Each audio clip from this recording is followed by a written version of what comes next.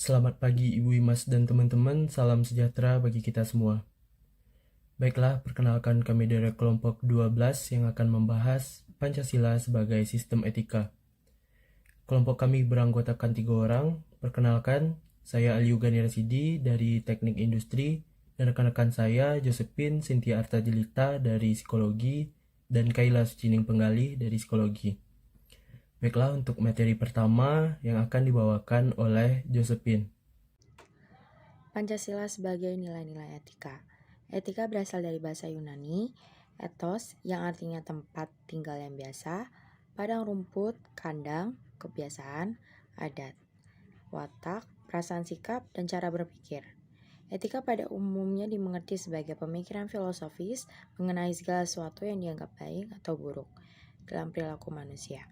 Keseluruhan perilaku manusia dengan norma dan prinsip-prinsip yang mengaturnya itu kerap kali disebut moralitas atau etika. Etika Pancasila. Etika Pancasila adalah cabang filsafat yang dijabarkan dari sila-sila Pancasila untuk mengatur perilaku kehidupan bermasyarakat, berbangsa, dan bernegara di Indonesia. Oleh karena itu, dalam etika Pancasila terkandung nilai-nilai ketuhanan, kemanusiaan, persatuan, kerakyatan, dan keadilan. Sila ketuhanan mengandung dimensi moral berupa nilai spiritualitas yang mendekatkan diri kepada Sang Pencipta.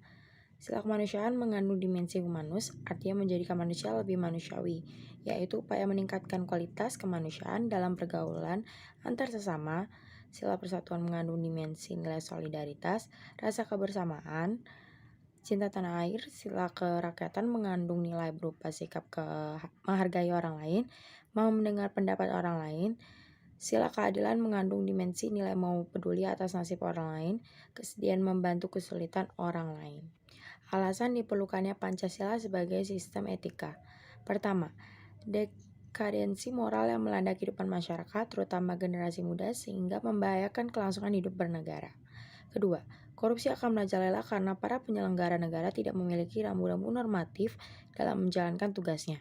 Ketiga, kurangnya rasa perlu berkontribusi dalam pembangunan melalui pembayaran pajak. Keempat, pelanggaran hak-hak asasi manusia dalam kehidupan bernegara di Indonesia. Penelantaran anak-anak yatim oleh pihak-pihak yang seharusnya melindungi, kekerasan dalam rumah tangga. Kelima, kerusakan lingkungan yang berdampak terhadap berbagai aspek kehidupan manusia seperti kesehatan, nasib generasi yang akan datang, global warming, perubahan cuaca, dan lain-lain. Selanjutnya yaitu ada pengertian etika dan pengertian moral. Istilah dan pengertian etika berasal dari bahasa Yunani yaitu ethos, yang berarti watak atau kebiasaan. Biasanya etika berkaitan erat dengan perkataan moral yang berasal dari bahasa Latin yaitu mos, atau dalam bentuk jamaknya mores, yang berarti juga adat kebiasaan hidup seseorang dengan melakukan perbuatan yang baik dan menghindari hal-hal tindakan buruk. Pengertian moral. Istilah moral berasal dari bahasa Latin, yaitu bentuk tunggalnya adalah mos dan bentuk jamaknya adalah mores, yang masing-masing memiliki arti, kebiasaan, adat. Bila kita membandingkan dengan arti kata etika, secara etimologis atau secara kebahasaan, kata etika sama dengan kata moral, karena kedua kata tersebut sama-sama memiliki arti, yaitu kebebasan adat. Dengan kata lain, kalau arti kata moral sama dengan kata etika, maka rumusan arti kata moral adalah nilai-nilai dan norma-norma yang terjadi menjadi pegangan bagi seseorang atau suatu kelompok dalam mengatur tingkah lakunya. Pengertian nilai. Nilai adalah suatu keyakinan mengenai cara bertingkah laku dan tujuan akhir yang diinginkan individu dan digunakan sebagai sebuah prinsip atau standar dalam kehidupan seseorang. Selanjutnya itu pengertian norma.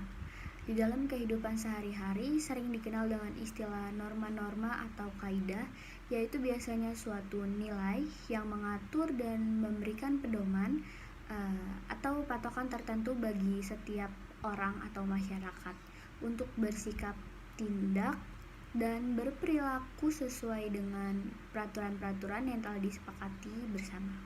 Dan terakhir, setelah saya membacakan pengertian dari nilai, norma, etika, dan moral, saya akan membacakan tentang perbedaan dari masing-masingnya, yaitu nilai. Nilai adalah suatu keyakinan mengenai cara bertingkah laku dan tujuan akhir yang diinginkan individu, dan digunakan sebagai sebuah prinsip atau standar dalam kehidupan seseorang. Sedangkan norma merupakan petunjuk hidup bagi manusia dan pedoman perilaku seseorang yang berlaku di masyarakat.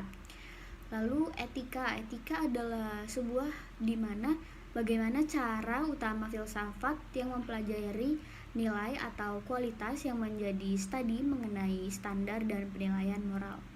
Lalu yang terakhir yaitu moral. Moral adalah ajaran tentang laku hidup yang baik dan berdasarkan pandangan hidup atau agama tertentu. Baiklah, saya akan membahas materi filsafat moral yang bisa disebut juga dengan etika. Etika adalah cabang dari filsafat yang membicarakan tentang nilai baik atau buruk. Etika membicarakan tentang pertimbangan-pertimbangan tentang tindakan-tindakan baik, buruk, susila, atau tidak susila dalam hubungan antar manusia. Etika berasal dari bahasa Yunani, yaitu ethos yang berarti watak, kesusilaan, atau adat. Sedangkan moral berasal dari kata mores yang berarti cara hidup atau adat. Ada perbedaan antara etika dan moral. Moral lebih tertuju pada suatu tindakan atau perbuatan yang sedang dinilai, atau bisa juga berarti sistem ajaran tentang nilai baik atau buruk. Sedangkan etika adalah pengkajian secara mendalam tentang sistem nilai yang ada. Jadi etika sebagai suatu ilmu adalah cabang dari filsafat yang membahas sistem nilai yang berlaku. Moral itu adalah ajaran sistem nilai baik atau buruk yang diterima sebagaimana adanya. Tetapi etika adalah kajian tentang moral yang bersifat kritis dan rasional. Secara umum, etika diklasifikasikan menjadi dua jenis. Yang pertama, etika deskriptif adalah yang menekankan pada pengkajian ajaran moral yang berlaku, membicarakan masalah baik atau buruk tindakan manusia dalam hidup bersama. Yang kedua adalah etika normatif. Suatu kajian terhadap ajaran norma baik atau buruk sebagai suatu fakta. Tidak perlu mengajukan alasan rasional terhadap ajaran itu dan cukup merefleksikan mengapa hal itu sebagai suatu keharusan. Baiklah, dilanjut dengan mazhab etika. Pengertian mazhab. Menurut Kamus Bahasa Indonesia dapat berarti haluan atau aliran mengenai hukum fikih yang menjadi panutan umat Islam. Dan kecenderungan umat Islam di Indonesia yang banyak yang mengandung mazhab Syafi'i. Mazhab etika terdiri dari 4 pendekatan. Yang pertama, egoisme. Kaidah atau peraturan yang berlaku dalam egoisme adalah bahwa tindakan atau perbuatan yang paling baik adalah yang membawa hasil manfaat bagi dirinya untuk jangka waktu selama itu diperlukan. Yang kedua, deontologisme. Deontologisme berasal dari bahasa Yunani, yaitu deon yang berarti diharuskan atau diwajibkan. Baik buruknya atau benar salahnya suatu tindakan tidak diukur berdasarkan akibat yang ditimbulkannya, akan tetapi berasal dari sifat-sifat tertentu dari tindakan atau perbuatan yang dilakukan. Tindakan tidak dinilai dari hasil yang dicapai, akan tetapi dinilai dari kewajiban moral dan keharusan. Yang ketiga adalah utilitarianisme, adalah baik buruknya suatu tindakan dilihat dari akibat yang ditimbulkan. Yang keempat adalah theonomisme. Theonomisme adalah kehendak dari Tuhan atau pencipta yang merupakan ukuran baik buruknya suatu tindakan. Baiklah, itu tadi Pancasila sebagai sistem etika. Kalau ada pertanyaan, bisa kalian taruh di kolom komentar.